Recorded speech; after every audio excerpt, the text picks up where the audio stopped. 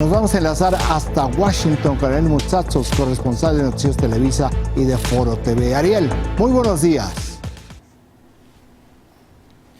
Raimundo, ¿cómo estás? Buenos días, como siempre, a ti y al auditorio. Ariel, me parecería que desde el sábado pasado, con este mensaje en Twitter que colocó Eric Trump, el hijo del presidente Donald Trump, donde dijo: México no es un país de leyes, así como lo que sucedió ayer en el Congreso, en esta comparecencia del subsecretario Glenn, y también de alguna manera lo que sucedió en la Corte Federal del Distrito Sur de Nueva York sobre las propiedades que quieren incautar de Rafael Caro Quintero, que algo, y tú por favor ayúdanos a entender, algo se está moviendo que no es positivo para México, para el gobierno de México, ni para este país, en términos de la estrategia de seguridad o cómo se está llevando a cabo la lucha contra la violencia y por la seguridad, Ariel. Así es, Raimundo, pues digamos a lo que estás diciendo, que es el tema del tuit del hijo de Donald Trump y lo que ocurrió ayer de que pidieron la confiscación, confiscar los bienes de Rafael Caro Quintero, el narcotraficante mexicano que lideró el cartel de Guadalajara y que fue aprehendido en 1985, pasó 28 años en prisión, luego liberado y luego finalmente se giró otra orden de aprehensión y está prófugo. Pues ayer se recordó que Estados Unidos ofrece $20 millones por Caro Quintero y hay una campaña de la DEA en estos momentos que se llama Listón Rojo, precisamente en favor de Kiki Camarena, Enrique Camarena Salazar, el agente de la DEA a quien consideran Rafael Caro Quintero mató en esos años, en 1985. Ahora, adicionalmente a eso y al tuit y todo esto, vemos la declaración del subsecretario del Departamento de Estado, subsecretario adjunto Richard Glenn, en el sentido de que México, pues palabras más, palabras menos, no tiene una estrategia anticrimen, deberían presentar una estrategia anticrimen, deberían desarrollarla y luego encima compartirla con Estados Unidos, porque de otra suerte, y así lo dijo textualmente, no va a haber ningún progreso. Esto se suma, y ahora con motivo de los acontecimientos en Culiacán, se suma precisamente a la reacción del gobierno de Estados Unidos. Hablábamos cuando ocurrió lo de Culiacán, Raimundo, pues de que no había habido respuesta del gobierno de Estados Unidos inmediata, digamos, no teníamos una respuesta el viernes en la mañana. Pero sí tuvimos una respuesta, y esto lo quisiera agregar a lo que había señalado, del embajador de Estados Unidos en México, de Christopher Landau, que por cierto es un hombre muy activo en redes sociales. Hay dos tweets de él que me parecen importantes destacar porque completan esto que hemos estado viendo como una suerte de conjunción de factores en pos de pedirle a México que haga algo contra el crimen organizado de forma más organizada y estratégica.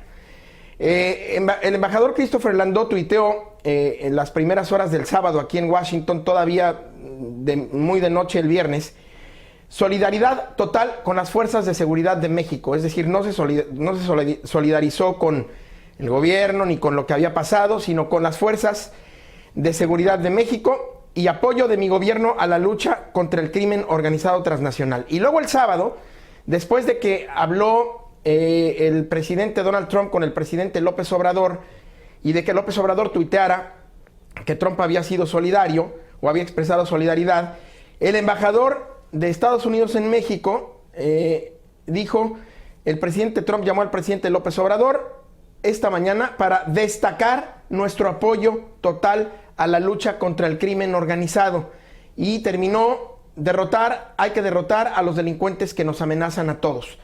Estos dos tweets, que parecerían casualidad, probablemente no lo sean, vistos a la luz de que en ese momento estábamos esperando una respuesta, pero también vistos a la luz de lo que está sucediendo en términos de ahora, lo de Richard Glenn ayer, la petición de Estados Unidos.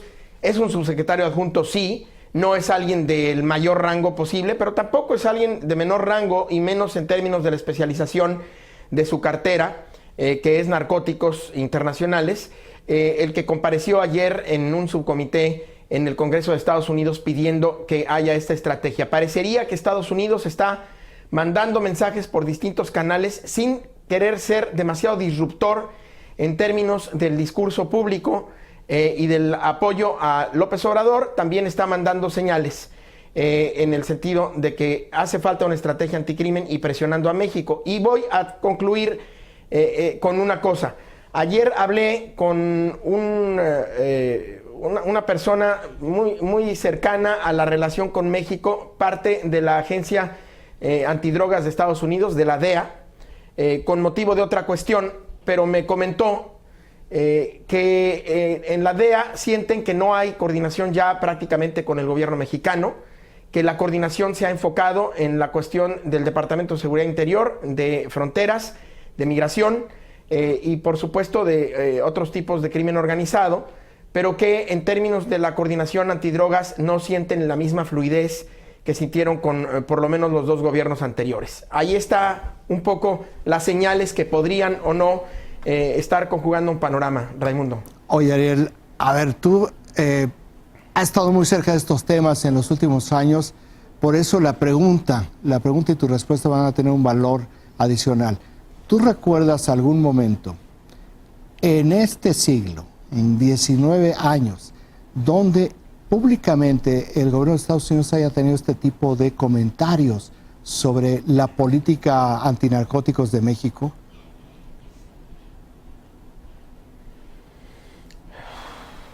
No, porque durante el gobierno de Vicente Fox no hubo mucho comentario, y hacia el gobierno hacia el final del gobierno de Vicente Fox, cuando empezamos a ver estas erupciones de violencia y de comandos armados que llegaban a restaurantes en el norte de México, fue cuando David Gaddis, el entonces director regional de la DEA, se acercó al ya el presidente electo Felipe Calderón para proponerle iniciar una, palabras más, palabras menos, una guerra contra el crimen organizado.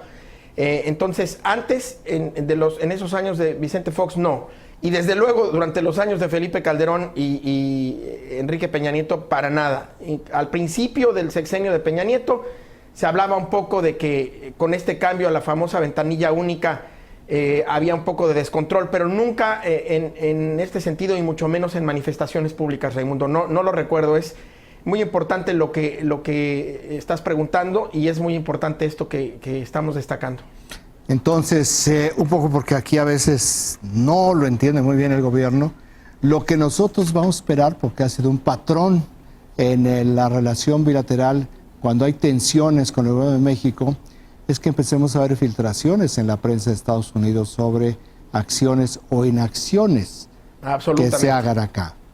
Ya vimos ahora con el New York Times la información de que sí fue detenido Iván Archibaldo Guzmán, que aquí pues ni siquiera hay ninguna información. Bueno, hay una negativa sobre conocimiento de información por parte del presidente, pero no ha habido ninguna otra reacción.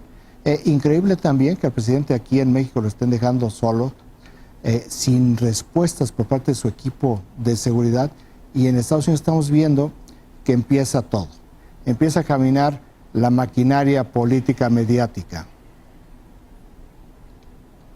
Sí, y además del New York Times, ayer salió en Bloomberg esta versión de Iván Archibaldo Guzmán detenido antes que Ovidio, su hermano, y antier, si mal no recuerdo, salió en Vice. Entonces ya van 3 medios muy importantes en distintas plataformas que han dado a conocer esto en periódico, en prensa escrita, en portal de internet, Vice, y en cadena de televisión y agencia de noticias, Bloomberg. Entonces, efectivamente, es lo que podemos ver cuando no hay, por los canales formales y de manera pública, mayor coordinación. Tienes toda la razón. Probablemente desde finales del siglo pasado no habíamos visto una declaración de este tipo. Y hay que recalcar que la declaración pública, porque al final, aunque sea un subsecretario adjunto, pues la audiencia fue pública, la comparecencia fue pública, y hoy sale reportada en un medio, por lo menos en un medio mexicano, además de esto, hay que destacar que los agentes de la DEA y otras fuentes, otros funcionarios de otras agencias, pues están, como dices, filtrando esta cuestión de que pues está dejando mucho que desear la coordinación con el gobierno mexicano en términos antinarcóticos. Así que no había ocurrido de manera pública, pero tampoco había yo percibido, quizás porque estaba en otro lugar, como indicas, pero no había yo percibido que la DEA o alguna otra agencia de cumplimiento de la ley hubiera filtrado este tipo de cosas de este tamaño. Muy bien, Ariel, muchísimas gracias por este reporte de análisis esta mañana. Gracias a ti y al auditorio, Raimundo. Buenos días.